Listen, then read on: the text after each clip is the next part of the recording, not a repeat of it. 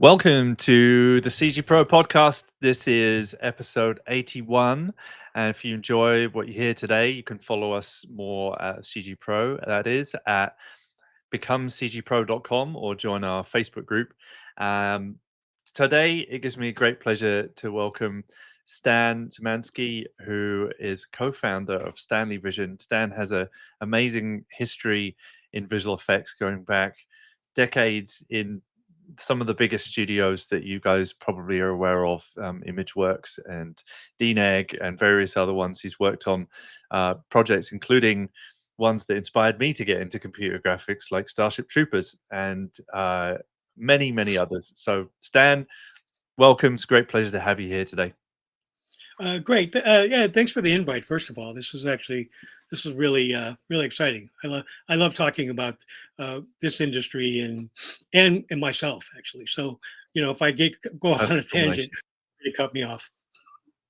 All good. No, that's a perfect combination for this environment. Yeah, just to start off, I'd love to hear. So I know that you've been for quite a while been running your own company, Stanley Right. Vision, which is involved in recruiting a lot. I know, probably more, but I'd love to just take you back to the beginning of your career and ask how you got started with all of this. Maybe especially if there was certain things that inspired you. As I mentioned, Starship Troopers literally was one of probably Jurassic Park was the major one, but some of those early movies that really inspired me to believe that computer graphics was possible as a career and wanting to pursue it.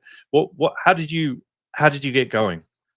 Well, let me see. I graduated with a degree in graphic design and fine arts, and this was like just 1979. So, which I wiped off my LinkedIn profile as soon as I hit 50. But but I was working as a freelance illustrator and designer and typesetter and all of that kind of stuff, and it was kind of boring actually. So I wasn't really sure what I wanted to do, and then this film came out, and I'd been reading about it, and I was really interested in seeing it. So I took my brother and we went to a drive-in to see Tron. And the movie just completely blew me away. I had never seen anything like that before.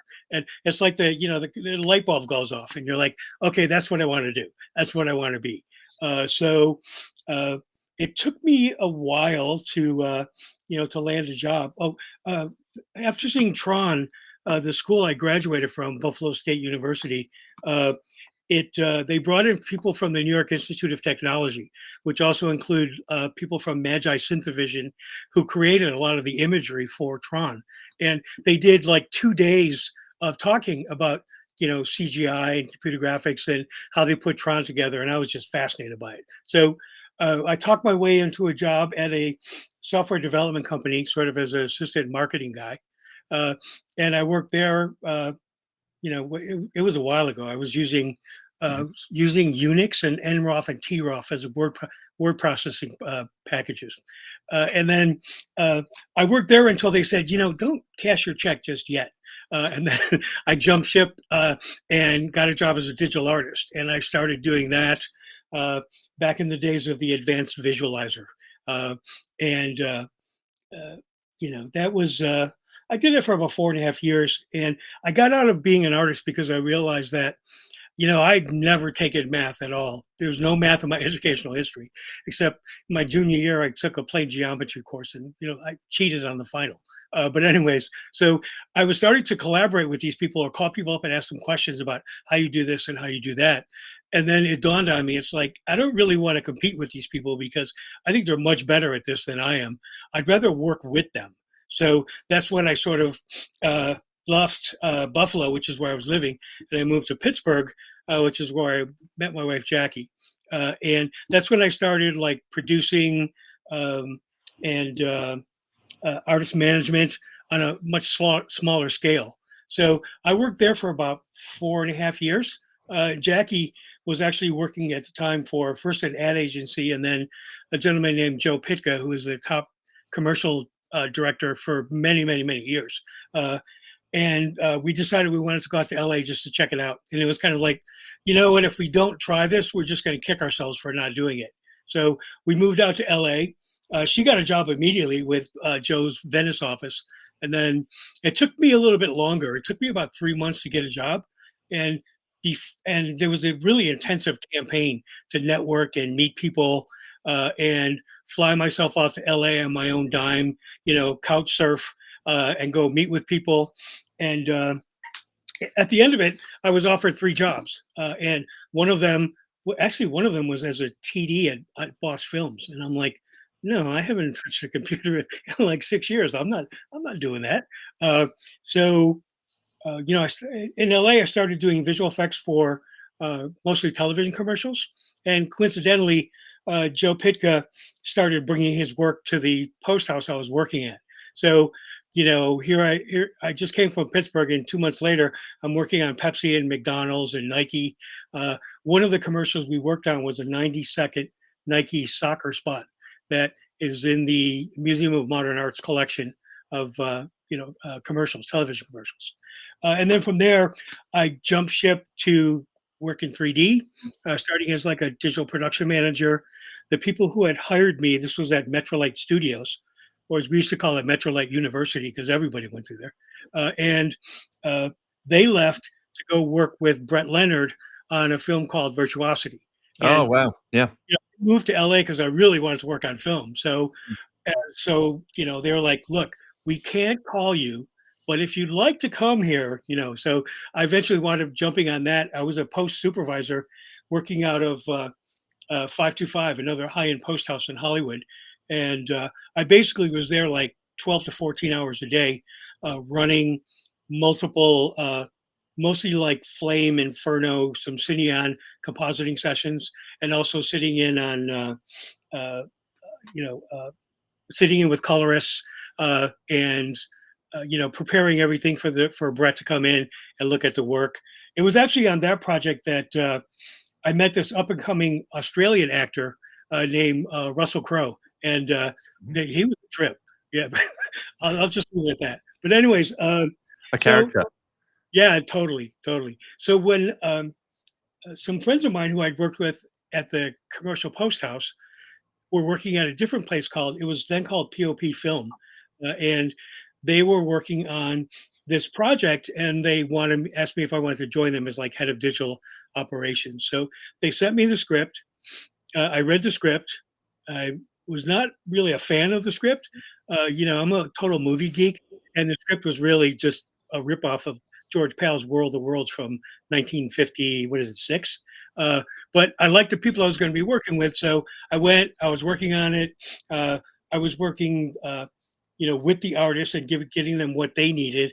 I had the 3D experience, so I was a liaison to the house that was supplying the Houdini effects, and then I was also dealing with the client side visual effects supervisor producer, and then also Roland Emmerich and Dean Devlin, Volker Engel, and all of his folks. So about halfway through the project, we realized that this little crappy little script is actually going to be something. So it was Independence Day, and so as soon as Independence Day came out and made all this money, I got a call from Sony ImageWorks, and the guy who called me was the guy who hired me at LA in a post house and said, "Look, we're building this new studio. Ken Ralston is here. We're gearing up to do Dynatopia. We'd love to have you come over and talk to us." So I went over there. I talked to him. I went over for the interview the day I delivered the final shot on Independence Day. And then I started early July of 1996, and walked right into it was pretty crazy. It was sort of like half of the studio were, artists that had been working out of the TriStar building in ImageWorks when it was a really small concern. And then the ILM invasion had begun. So, Ken Ralston, 5-time Oscar winner for visual effects, was bringing all these people in with him, including Robert Zemeckis. So I was this guy stuck in the middle of it trying to make all this work.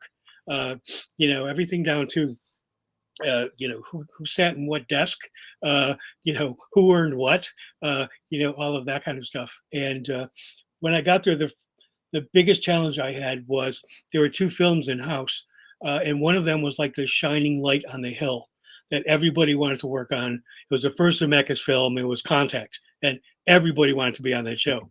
And then the other show was Starship Troopers that nobody wanted to be on. Really? Uh, and so I spent, like the better part of a year fighting with all of these producers. And, I had visual effects supervisors calling me at home at 2 a.m, yelling at me why they didn't get the shader rater.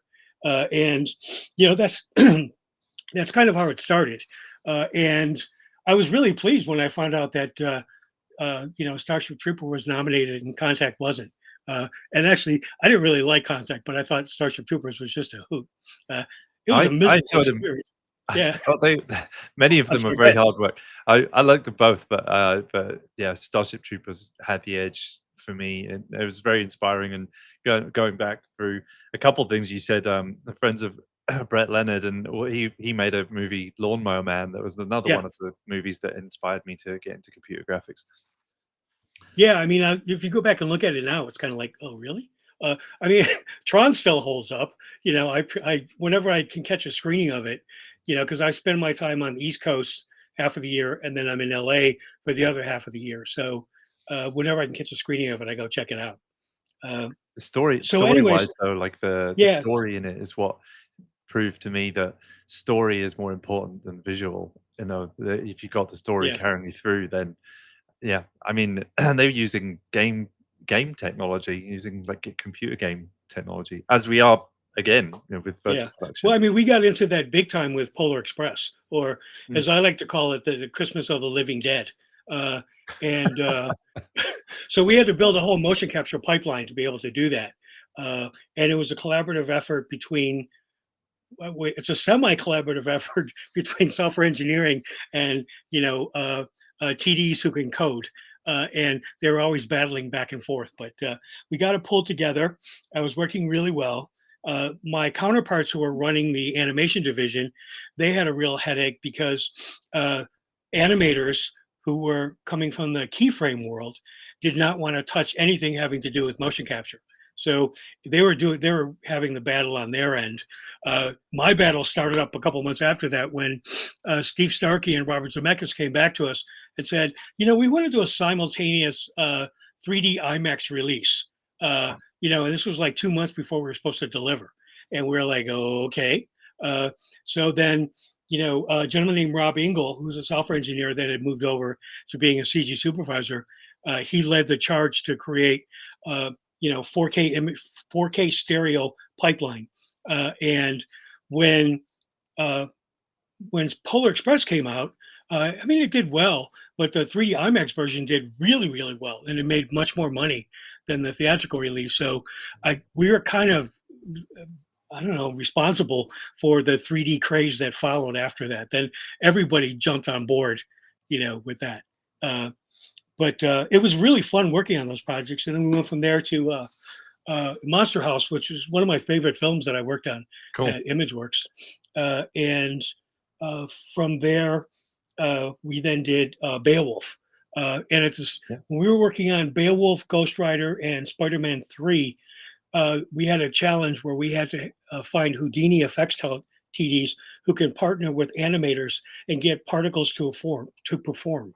Uh, so it was really, pretty crazy. But I still, look at the birth of the Sandman sequence from Spider-Man 3, and it just like, I mean, I remember what the hell it was doing it. Somebody came up with the brilliant ideas that they were going to start on either end of the shot and work their way toward the middle. So that proved problematic later on. But I can imagine.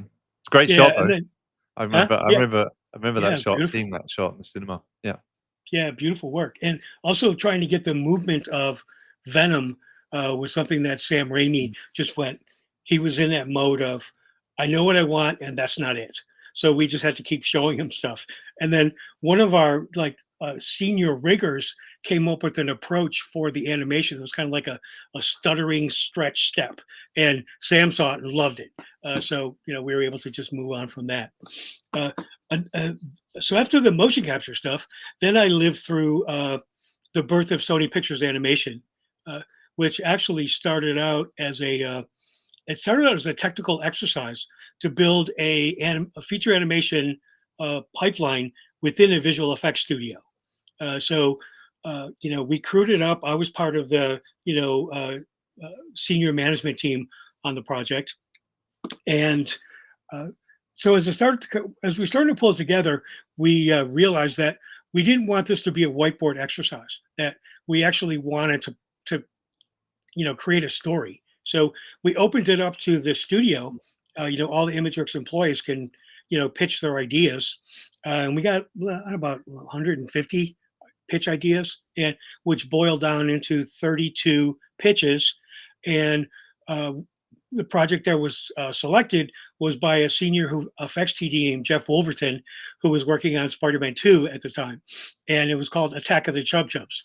And uh, so as we're working on this, we started to realize that it was actually starting to look pretty good. So my boss, Tim Sarnoff, and his boss, Yair Landau, brought in Sandy Rabins and Penny Finkelman Cox, who were at DreamWorks in the Prince of Egypt days, right? So they came in and they brought in their color czars and their editors and their composers, and it was really, really starting to come together. So the studio loved it. They put it in theaters in front of Daddy Daycare, I think it was, and it went on to win the Oscar for short subject as the Chub Chubs. Remember that one too. After that, Sony Pictures Animation now existed. So that was pretty wild. It was a lot of technological, things I was going through. When I started there, the digital character group was being built, and the animators that were coming in, a lot of them were stop motion, 2D hand drawn animator types, and we're now in the beginning of the era of Maya. So we were training them in how to use this and hiring digital kids with these really senior people, and everybody had like a 3-month option. But if they wanted to leave, they could, or if they really weren't getting it, we would just let them go. And that was actually like the first technological, upheaval that I witnessed during Maya and the birth of digital animation. Amazing! What a cool time to live through, as everyone was kind of figuring out how all this stuff works. And now we're going through that again, kind of recycling of that idea. Yeah, I was talking to my students about what was going on with AI. I've been talking to them about it for years, just to make them aware of what was happening.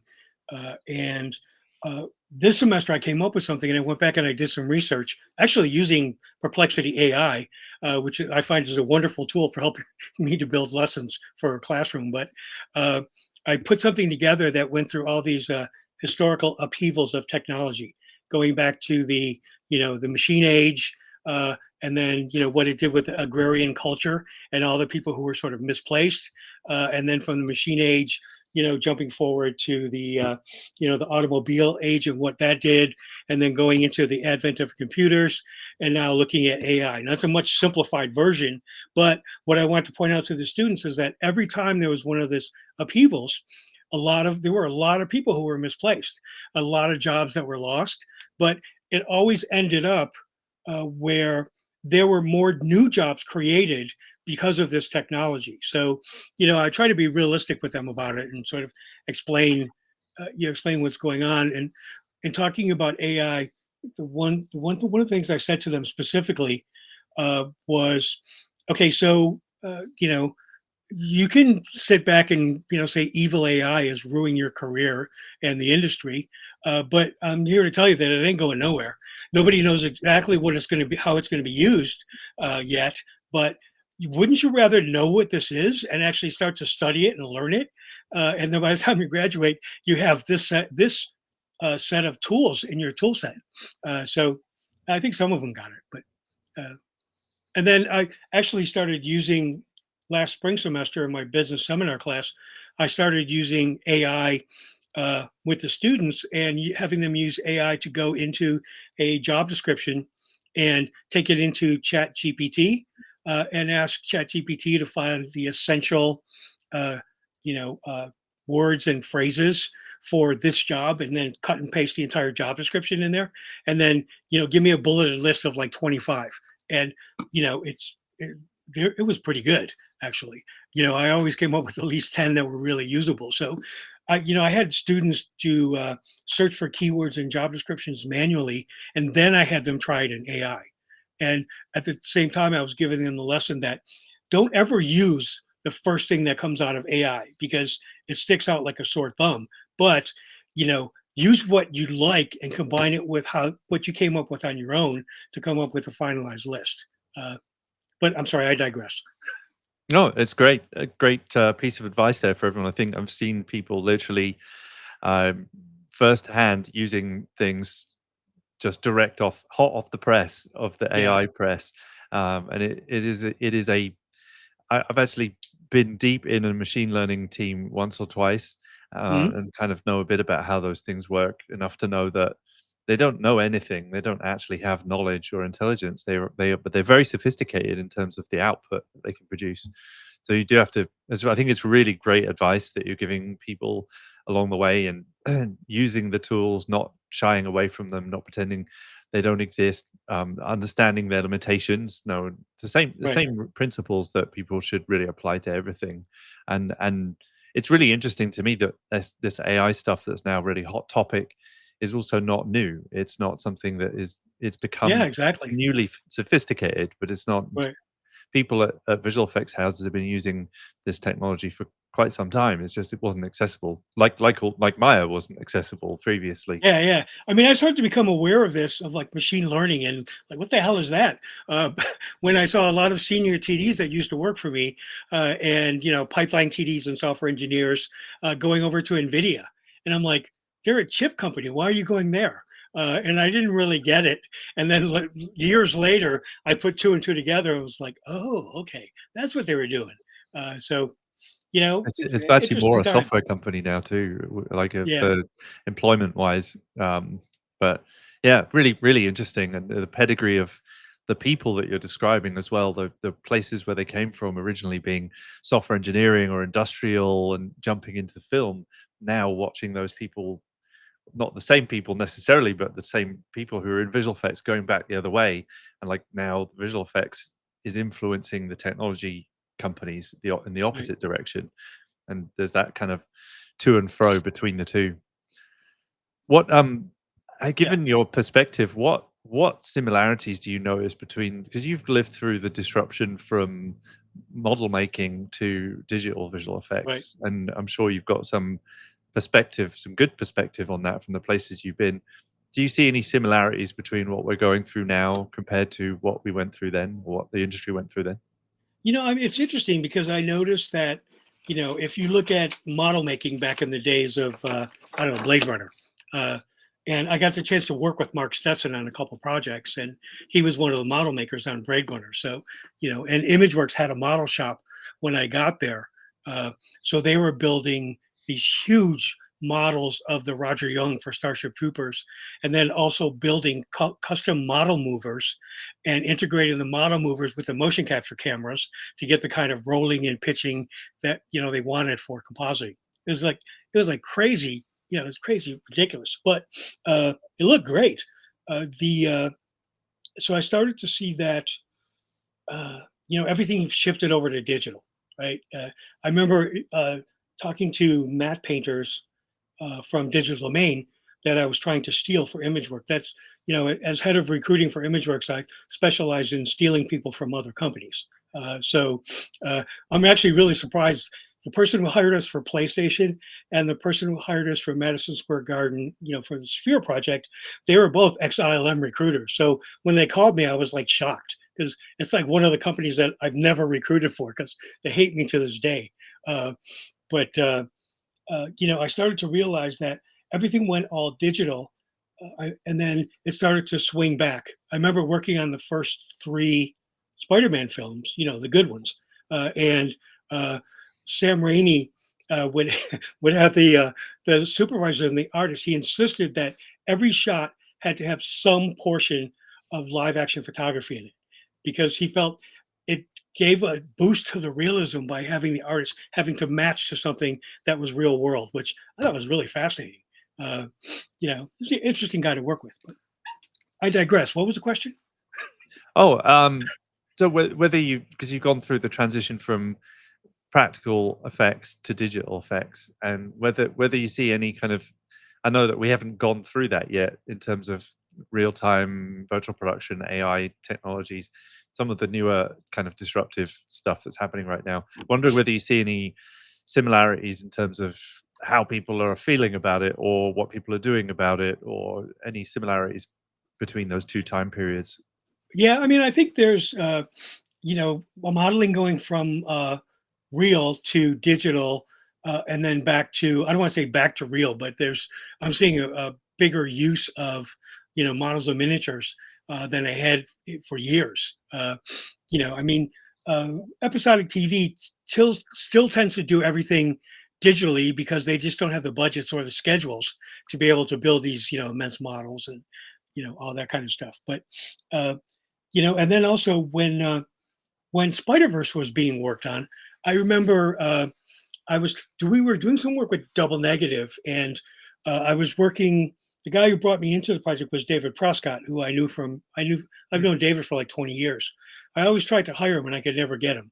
So he wound up hiring me many years later, and we were talking, and he mentioned Spider Verse, and he knew the one of the producers on it, and he knew one of the directors.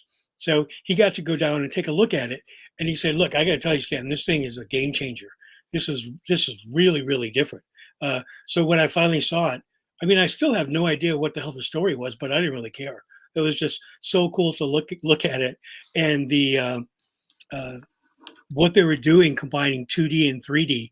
I just found utterly fascinating. And then that trend continued with Bad Guys from DreamWorks, and most recently Teenage Mutant Ninja Turtles, where they're now combining 2D techniques with 3D techniques. Arcane is another really good example of doing that. So I thought these new art forms that were coming out of this merger of old and new technology, I just find it really fascinating. So I think going back to the thing about models and miniatures, I don't think it's dead yet. I mean, that work is still Sure. beautiful. I remember going to a costume exhibition at the Academy Museum, and so I was walking through it with a friend of mine, and we walked into the Avatar room, and it was filled with all of these costumes from Avatar, right? And I was just like, why the hell? Why are all these real costumes here? The movie's all digital. And then I stopped and I read one of the plaques, and it said that Cameron insisted that every costume in there had to be based on a real costume that had been constructed. So I was just like, oh, that's a really cool idea. And he, like Sam Raimi had said previously, he felt that gave it an added edge of realism. That if you completely ignored, the real world, then you're going to wind up. There's a chance you're going to wind up with something that's going to look, pretty CG fakeish type thing. I will say to students going through the school what my first mentor told me when I asked him about photorealism, and said to start with photography in every part of the work that you can. So that really underscores Yeah. that feeling of, if most of the CG I see that looks too CG, it results from people not using reference imagery, not using good texturing, not using good photographic techniques, grounding it Yeah, and in anybody could reality. sit back and look at the CG gone wrong. I mean, the closing sequence of the Flash was one of the most god awful things I'd ever seen. It was so horrible. But when it's done right, it like really really works. And I think if you look at Denis Villeneuve and his work on Dune, he's still incorporating models and miniatures and live action photography and stuff in what he's doing, and it gives it such an added degree of realism that as a film geek and a film goer and a lover of sci-fi and horror films, I find really, really engaging. So we have a couple questions here coming Yeah. in from the audience, and we are live. So if anyone else has any more questions, please feel free. Unless you're listening to this in the recording, in which case you can't anymore. But feel free to ask questions, everybody. So one question somebody asked is, they're curious about your take on, as they say, the death of the current film economic models and the predictions about what will replace them. Where's it all going?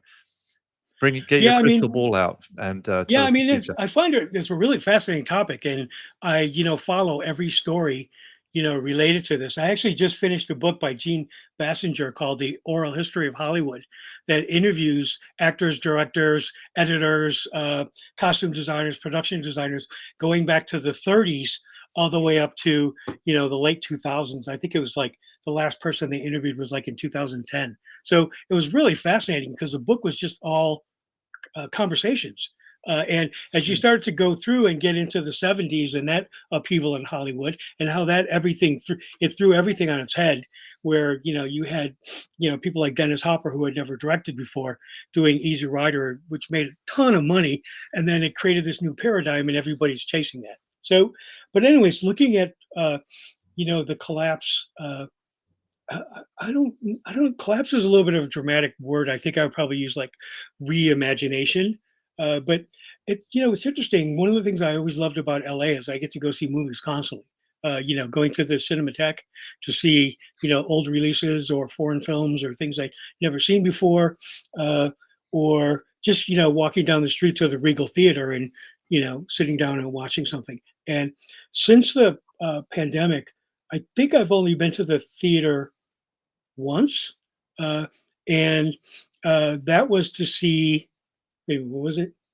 Black Adam, and I was like, okay, I'm not really missing much. So, so anyways, and I started really liking the more personal stories, and those lend themselves really well to streaming. So, the story content is changing as well, and people aren't paying to see these kind of like character study films, basically. Because you can see them on streaming, and I actually find it a better experience. But I don't think film going is dead. There was one quote from the Oral History of Hollywood where I think it was the film critic Pauline Kael who said that films are meant to be seen in a theater. They've been specifically designed and built that way to sit in the dark in a screening room and watch these images projected. And I thought, well, that's actually a really interesting comment. And I still jump through hoops to go see something from, every year the Cinematheque does a film noir festival. And I go every year, and they tend to work on a lot of films that had just recently been restored. So I don't know. What's going to happen with the film industry? I don't think it's going to die, uh, but you could also go back and look at the blockbuster mentality and the summer and holiday releases that sort of got jump started with Jaws. I mean, Spielberg kind of created that whole thing, and then as it went on and started to snowball, then the culture of what was the box office gross started to become more interesting than what the critics said, or what the film content was. Right. Yeah, there's So been a did I lot answer the question, or did I just completely go off on tangents? of no, I think that was good. Yeah, well, any thoughts on because we've gone from this mode, and you're rightly saying, if I can paraphrase that, history doesn't necessarily repeat itself, but it rhymes or whatever. That like there It's a good line. we've experienced things not the same as this, but similar to this before, and moments where film has reinvented itself. So it's not everybody, and nobody was alive necessarily during all of those. So we don't remember them personally, but societally, perhaps we can create books like the oral history of Hollywood, which we shared a link to already. That there's a great share. I think reading history is a great way of relaxing around radical change, and knowing Yeah. that we've certainly been through a bunch of it already to get out of the caves and to this point. I remember reading about the 70s and the 80s and 90s in filmmaking, and the quote was from Peter Bogdanovich, who was a film critic before he became a director, and he said that he said it's amazing to me that the people that are entering the film industry, like fresh out of college, have very little historic reference. And if you try to go walk into a conversation with Steven Spielberg or Stanley Kubrick, they're going to massacre you if you don't know any of the stuff that had gone before. So, when at ImageWorks, the head of the training department, a wonderful woman named Sandy Skordos, who's since passed, she knew I was a movie geek, and she asked me if I would be willing to do some like film seminars. So the first one I did was on visual storytelling, and the first time I presented it was at MIT, and I really liked it, and I liked everything I had to learn surrounding it. And then I went on to do a series on film noir, which I did twice, and it would consist of I would do like afternoon, like lunchtime, hour-long talks, and I would take this era of film and put it in context of what was happening with the economy, with sociology, with what was going on with the war, what was happening in art, what was happening in literature, and just sort of putting all that stuff and then showing them, okay, so this is the photography of Ouija, who was a crime photographer, and how it impacted, film noir. And I just find that stuff fascinating. And then I did one on screwball comedy. I did that twice, and then I did a couple of director series ones when Sony Pictures Animation was gearing up for Hotel Transylvania. I did a presentation on the first one was on the films of James Whale, and then we screened a 35 millimeter print of Bride of Frankenstein. So it was, putting all that stuff in historical context. And then I did one on Jacques Tourneur and Curse of the Demon, which also, Jacques Tourneur made one of the top 3 film noir of all time. Out of the Past is just an amazing film. So, talking about stuff like that, I think the very last one I did was on Frank Tashlin, who was an animator, and he became a film director and worked on Martin and Lewis films, and then Jerry Lewis films, and then he did Pale Face with Bob Hope, and then probably his best was The Girl Can't Help It with Jane Mansfield, and his take was very comedic, or very animated style. You could almost see the Tex Avery influences in what was happening on the screen. So I So could talk about old movies forever. I'm sorry. Well, your background definitely confirms that, and I'm glad that you've now described both the posters that are behind you, so I don't have to ask you Yeah, about. I actually designed those. I used to design posters and then go over to the print shop in the basement of the Thalberg building and get uh, uh, color Xeroxes that were the size of one sheets, which is 27 inches by 41 inches. And then we would post them all around the building. So it was fun. I like doing it. So what do you think?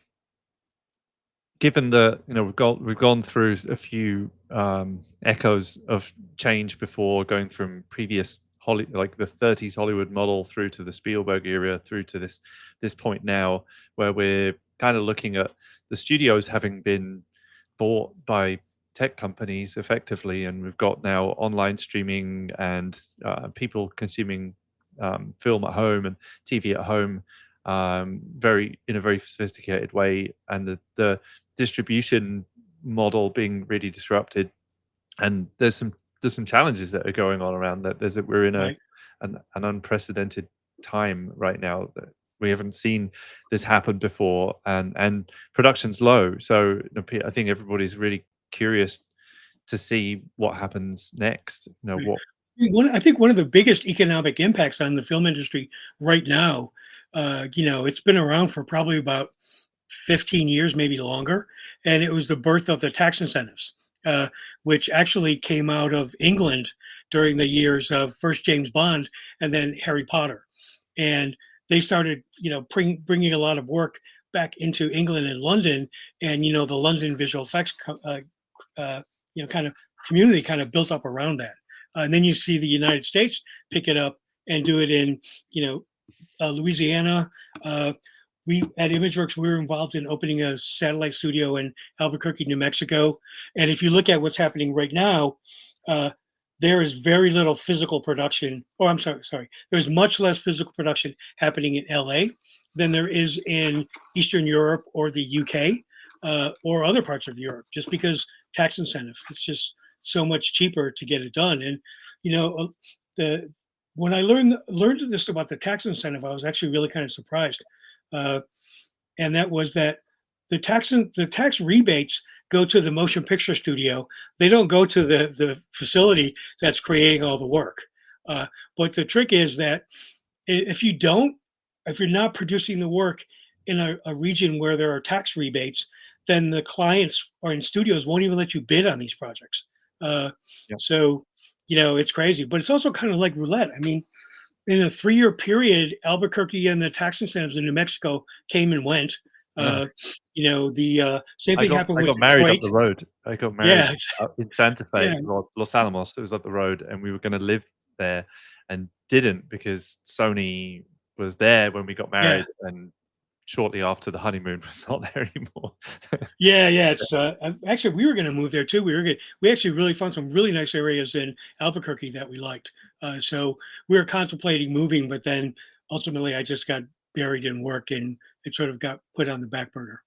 Uh, Yeah, but Yeah. Uh, so if you look at what's happening with Silicon Valley, invading film production or entertainment production, uh, if you go back to like the '80s, that's when all the studios were being gobbled up by corporations, and the mentality went from somebody like John Calley, who was a filmmaker and knew talent and had relationships with talent and could greenlight a film on his own, when he was head of studios to everything being a boardroom decision, and it's just changed.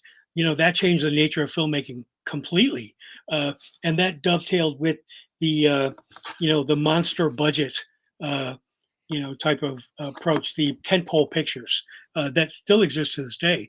Everybody was like death of cinema, and then uh, Wicked came out, Deadpool and Wolverine, and they're like, "Oh, we're back." And it's kind of like, well, yeah, we're going in the right direction, but you're still not seeing a lot of you know the films that are more personal stories. You're seeing all the whiz bang of CG, which don't get me wrong, I built my career on that, so I'm a big fan of it, and I still watch it to this day. But um, another change, and I'm not exactly sure where it's going to go. I mean, from my personal experience, I can tell you that I live in downtown Los Angeles when I'm in LA, and I could walk 2 blocks down to any theaters. The Alamo Drafthouse Theater is that way, and then the Regal Theater is this way. Uh, and I just don't go anymore. Uh, I'll just sit there and channel surf through all of the streaming channels I have, which is way too many. But when you go when you go to cut them, you're like, oh, maybe there's something good coming out that I should just leave it there. But anyway, so I could just speak to my own personal practice, and it took me sure. a while to realize that that's what I was doing. I was kind of surprised. It's very hard to predict the future. Essentially, nobody can. But what maybe a different question around the same idea is what because you're also a teacher and mentor to people entering the industry, what advice would you give to people who are looking to break into the industry, or even people who are in already, they're going through this disruption? What advice? Let's say first, what advice would you give to new folks who are wanting to join the film or visual effects industries? Yeah. Well, in my, in my classes at Otis, they're all college seniors. And one of my classes specifically called business seminar, uh, I changed the syllabus to being specifically about, I've been, in this business for 30 plus years, and I've been recruiting for more than 20. Uh, and I've been on all sides of the recruitment process. So this is how it really works. So then the first thing I do is, I start them networking, and they have to go through. They have a format they have to go through and find, anywhere from 2 to 5 new network contacts per week, and then maintain the connection with these contacts, and also find mentors who could help you. Uh, so that's the first thing is networking, which is really tough for college students. I mean, I was like really shy when I was a college student, and that idea would horrify me to actually walk into a room and talk to a bunch of people I don't know. Actually, it still horrifies me. But networking is number one, and then I think the other thing I do is I just hit them with all this knowledge, and we use a specific ATS system as a basis for our recruiting. We've been using it since like the mid 2000s, and so I do a presentation on search engine optimized language, on keywords, on Boolean strings, how to search, also a little bit of how to use something like Chat GPT or Perplexity AI as Google on steroids to do research on companies and individuals. And, uh, so I talk to them about that that part of it, and then I go into, well, it's actually LinkedIn Recruiter that I use, which is the recruiter platform for LinkedIn. And I go into it and I open up a search window, and I'll just go in and type in technical artists, and hit the button, and 600,000 names come up, right? So then I say, okay, so this is how many came up now. These are the filters that they supply. So I'll go, okay, just show me people in the U.S., and then that breaks it down to like 200,000, and then just show me people in Los Angeles, and that'll break it down to about 50,000, and then just show me people that have specific skill in Houdini, Python, Unreal 5, and that's when it starts to get really specific. And I come up with a list of about 150, like so let's say 150. And I said, okay, now at this point, this 150, I'll go through each one of them individually and just determine if this is somebody that my client might be interested in. And so then after I do that, then I point to all the filters that are all highlighted with these words. And so I'm like, okay, see these words here highlighted in blue? These are all keywords, So if you have Los Angeles in your resume, you've made it from 600,000 down to, 200,000. And if you have Houdini, you probably made it down to like about, 3,000. And sort of explain to them that way, and then walk them through the process of pulling keywords out of a job description, and explain to them how applicant tracking systems are and what they are and what happens when you apply to a job online. Where does it go? How does your stuff, how do you better your chances that you're not going to get lost in the shuffle? So, I mean, it's really very specific stuff that I get these kids to do. But then at the same time, this fall semester, which just wrapped this morning, actually, I make them get used to public speaking. So in the fall semester of business seminar, we spent probably 4 weeks working on an elevator pitch, and showing them what an elevator pitch was, explaining what it meant, explaining that an elevator pitch is really the same thing as a "tell me about yourself" question in an interview, which usually terrifies people. And then I make them go up in front of the class and say their elevator pitch with no notes, and I give them some tips, and then they do it again, and it's just like drills. It's just repetition to get them used to being able to talk to somebody. And at Otis, a lot of my students, English is not their first language, and culturally, they might have a harder time, speaking up or talking, bragging about themselves, which you kind of have to do, to get a job. So I try to get them, explain that to them, and give them ways on how to do that. And even going back to, here's how you do a pitch, and looking at books like How to Be Good in a Room, and taking those examples, which are really geared toward going into an executive room and pitching Hollywood studio on a film idea that you have. So taking those and applying those to, this is how you talk. Don't speak monosyllabic, be aware of your intonation, make eye contact. And if you have a hard time looking people in the eyes, just look right here, because they'll think you're looking them in the eyes, and then it's a little easier to do. So I give them really point by point. This is what you need to do. And then we do drill exercises. The last 2 classes in business seminar, I went through and I interviewed all 42 students over 2 weeks.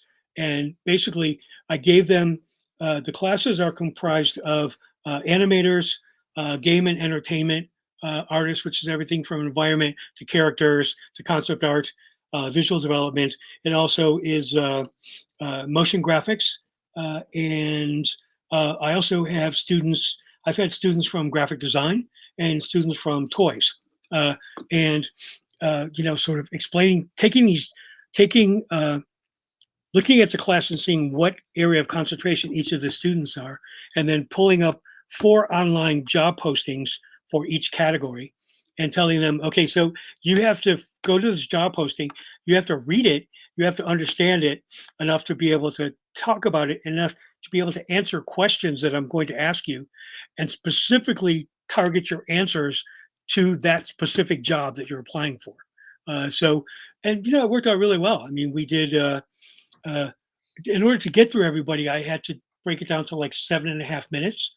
So I would spend 6 minutes going through the interview part, and then we would stop, and then I would give them, feedback on how they did. And sometimes, as I had one student who was really good, but they were shouting the whole time, and I'm like, you have to lower your voice. Or people that are speaking very fast and very monosyllabic because they're really nervous, and explain to them that there's such a thing as vocal intonation, and when you speak in monosyllabic and really fast, and everything runs together, you're probably not aware of this, but you're actually stressing out your interviewer. So another easy trick to learn is start in the interview, watch how the interviewer is acting and how they're talking, and then match to what they're doing. So I don't know, it's I'm just trying to attack it from all these different angles, and showing them how to research a company. So okay, here you're going to an interview. So what do you know about the company? What can you find out about the projects they've worked on? What can you find out about the key creatives or technical people that are there? Uh, because in an interview, you might get a question of, so what do you know about this company? Or why do you want to work here? And, you don't want to give like a generic answer. Like, I always wanted to be in games. It's like, yeah, okay. Thank you for coming in. Uh, that kind of stuff. So, I try to give them all the information that I can, to help them.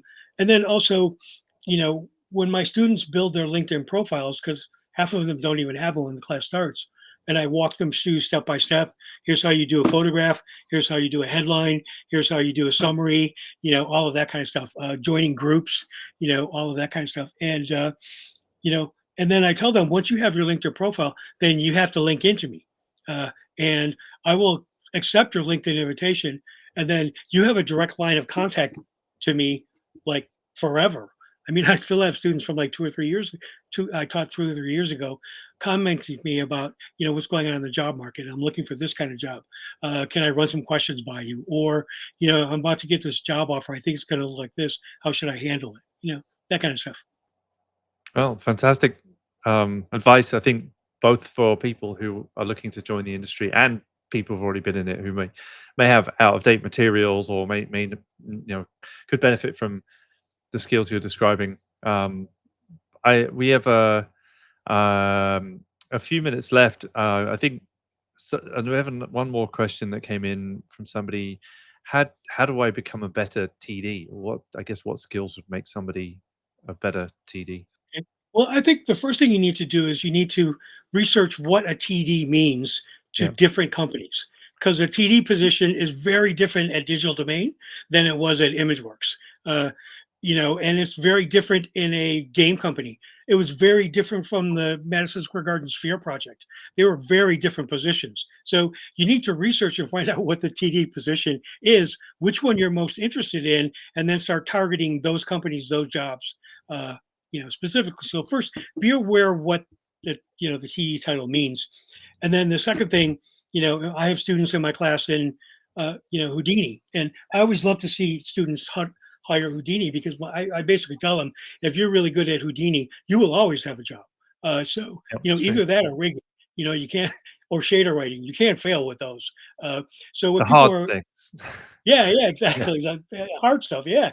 The people who are working Houdini, I'm like, okay, so do you know Python? Do you know Vex? Or if they're working on Unreal, okay, so do you know Python? Do you know C++? Have you worked with Blueprint? Or if they're working in Unity, do you know C Sharp? So it's like you have to, and there's always these new anagrams coming up. We did, I forget what company we did a project for, but it was a software engineering position, and there were so many damn anagrams in it that I had to keep stopping to look it up to see what all these things meant. Especially when I was hiring like senior network engineers for Madison Square Garden out of New York. Everything was just you know, uh, initials, paragraph, more initials, paragraph, more, that kind of stuff. But I think for me, research is really key. Networking, take it when you get an interview, um, you know uh, always take as many interviews as you possibly can, even if it's for a job you don't want, because when I was working at ImageWorks in the very early days, and I was working on Starship Troopers, which was very financially challenged and not in a good way. And as VP of digital production, I used to have to go into these weekly meetings to justify my existence and why everything cost so much. So I used to envision putting on a Kevlar suit before I walked into those rooms, just so they wouldn't so it wouldn't kill me. So being persistent and persevering, meet as many people as you possibly can. Um, these are all the things that make a difference. And I'm not gonna BS you guys. It's tough out there. We StanleyVision usually manages. We usually do about 5 or 6 projects simultaneously. And right now we're working on one project with a repeat client who does episodic visual effects. And we've got 2 pending projects. One is in a really cool area of e-commerce, and another one is with Microsoft sort of restructured their games, and they put them all under the umbrella of this new vision called the new division called the Xbox Gaming Studios. So we're we're in line to be one of their suppliers. We had to spend 3 months jumping through hoops to make that happen. But we're waiting for projects to land, and I don't know what the heck is happening in visual effects. It's just really slow. What kind of skills are most in demand, as far as you're seeing them anyway? Given that it's a slightly odd moment, what things are the most desirable or the most in demand? I would say that well, of course, rigging is always the thing. And I also mentioned Houdini, and I also I mentioned shader writers. But you have to know the underlying technology, because studios, they hired like 2 levels of Houdini people. They hire the Houdini people who are the crazed scientists and will sit in a room and develop the black box that they will then train all the production artists to use to be able to repeat a complicated effects over 100 shots. So you have the Houdini artists are going to be running the simulations that are designed and coded by somebody else. So those are sort of 2 levels, and the person who's actually coding them is always going to be in a better position. And the same thing with shader writers. If you understand I saw somebody earlier mention cinematography, and I completely agree. If you understand photography and color and lighting on a physical basis, or in even some physics, and then you combine that with C++, and it used to be RMAN back in the days, and a bunch of different, Python, stuff like that, you're already in a different category because you're creating the custom looks that that other artists are using. Before we started, I was talking about working on Spider-Man 3 and the birth of the Sandman sequence. And the people who are creating that look and that pipeline to be able to hand it off to a team of like 20, lighters, compositors, and effects artists, those people are always in high demand. And we actually usually get hired a lot to find those kind of people. Usually when we get calls for TDs, it's usually always Houdini, and occasionally rigging. But we've worked on animated projects. We spent 3 months working with no, actually 6 months working with Double Negative when they're opening their animation division, and they gave us like 30 positions that they want us to hire, everything from rough layout supervisor down to real-time shader engineer type of stuff, and it's so I like working on that stuff. It's a fun project. I love working on Jungle Book. It was cool having to find like 45 people to work in Playa Vista, and we filled them all in 3.5 weeks. But we're really more known for technology, visual effects, and games. And the Sphere project was one of the coolest projects I've worked on yet in my career. How about real-time technology and machine learning or AI stuff? Any of Yeah, that sorry, I going got on? off on a tangent, but yeah, absolutely. Machine learning is big. I remember after we finished a project with Sony Innovation Studios for their virtual production setup, and they were looking for a senior graphics engineer, and they were being really picky, and their budget nowhere near matched the talent that they wanted. Uh, right after we finished that project, it took us a year to try to find someone, and they got close to hiring somebody and then changed their minds. So we were like, we're done. And we just sort of walked away. And then we got like a month later, we got a call from Microsoft saying they were looking for 13 graphics engineers. Are you interested? And we were like, nope. Because it's like those positions are really, really hard to find. But yeah, definitely machine learning. And if I could put it in a more general sense, anybody who has the skills to know how to look at a problem, analyze it, and create tools to automate a procedure and create specific looks and specific end results, those people, whatever they're in, whether it's machine learning or Vex or Python, they're always going to be in demand. Are you seeing any like requirement or desire from job descriptions incorporating the machine learning or AI tools? Yeah, I mean, when I went to the VES Awards last year, I sat at a table with one person I knew. Andrew Bard worked for me at ImageWorks and then was at DD for years. And she was working for a company called Hotspring, and she was there with the guy who developed, the software. And she was talking about getting hot spring being used for rotoscoping, paint cleanup, modeling, and using machine learning and AI for all of that stuff. So she was talking to me about that. And then across the table, there was a guy that I introduced myself to. And I asked him, what are you doing? And he had just finished working at, developed a 3D package that Adobe bought, no, Autodesk bought. So he's like, I'm not doing anything. And I'm just like, oh, okay. Well, what are you thinking about doing? He said, I'm actually going to, I want to write and produce an entire animated feature using AI and machine learning. And then the person next to him, they were doing something really similar. So it's like, of all the people at the table, everybody was talking about this. So it was really fascinating. Any is it showing up in any job descriptions? People asking Uh, for requiring it?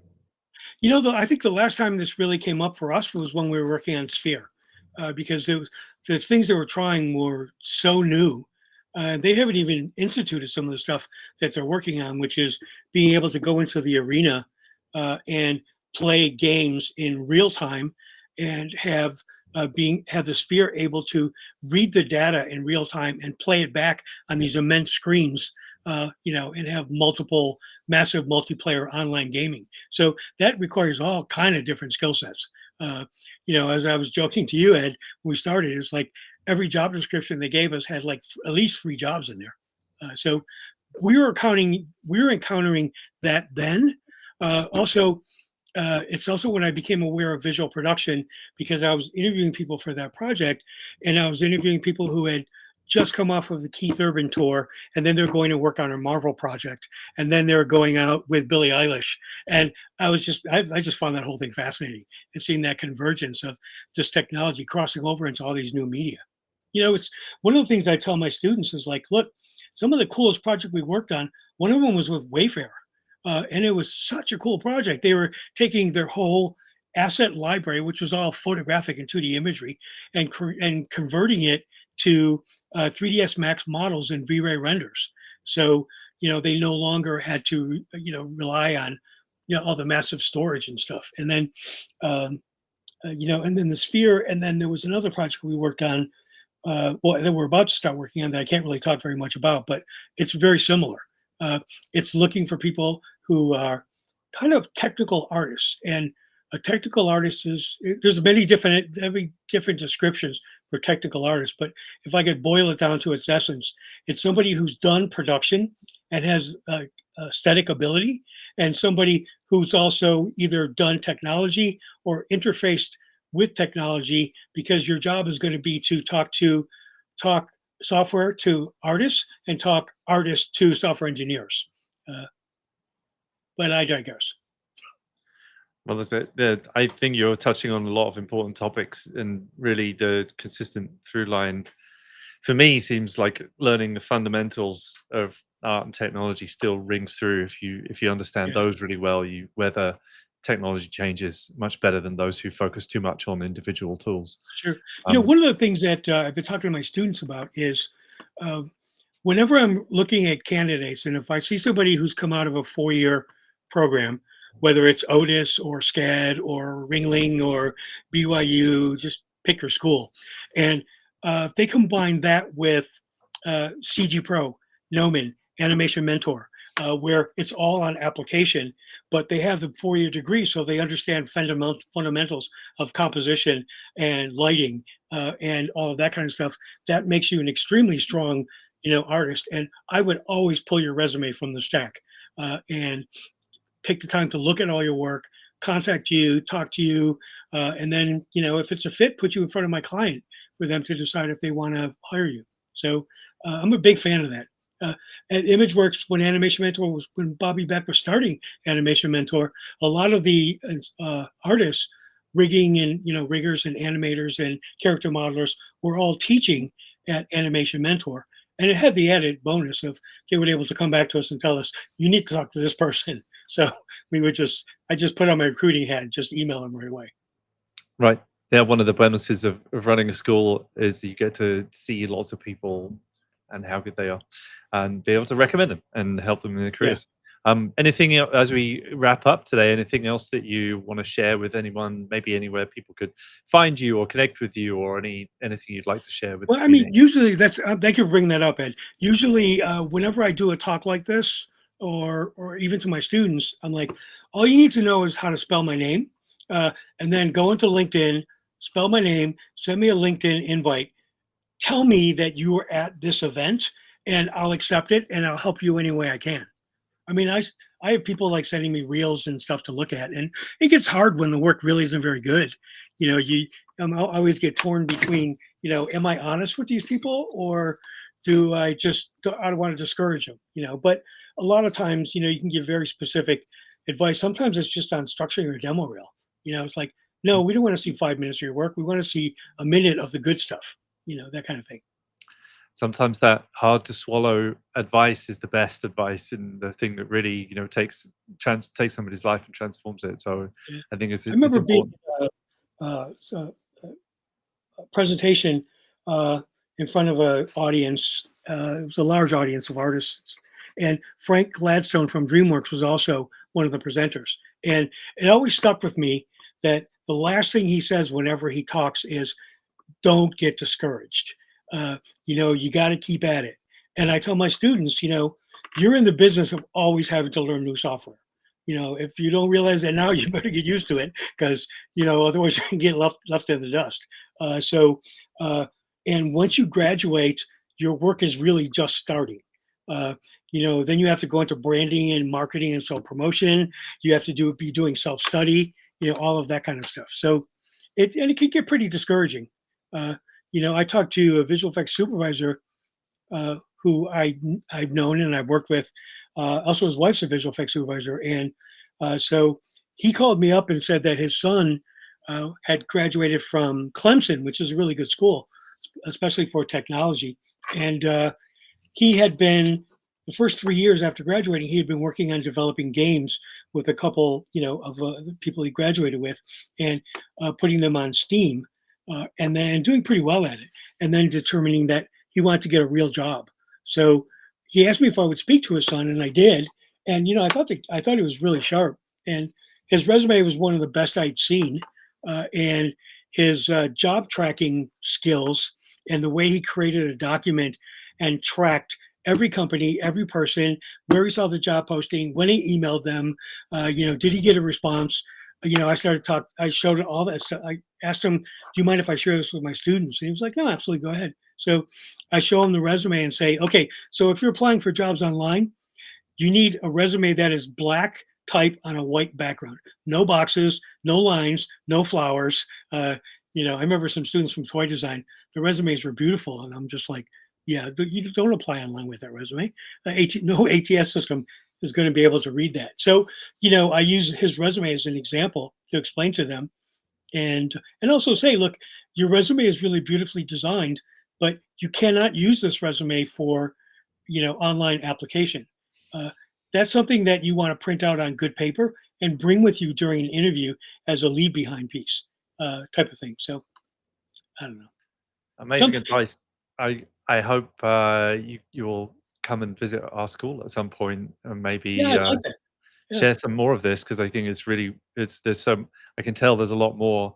But I really want to just say thank you very much, Stan, for coming in and sharing the wisdom and knowledge that you've observed and learned from over your career and spanning lots of change, going through another period of change. I think it's never been more important to be able to bring that perspective. So thank you so much for being a Yeah, part. and thank you for the invitation. I really appreciate this. And I'm perfect as a recruiter because it takes me an hour to say hello. So I have no I have no problem talking. Well, let's do it again, and we'll All right. I love look to forward to invite it. you to the inner circle or to some of the other things that we do as a school. But yeah, appreciate your time today. Thank you, All right. Stan. No, thank you.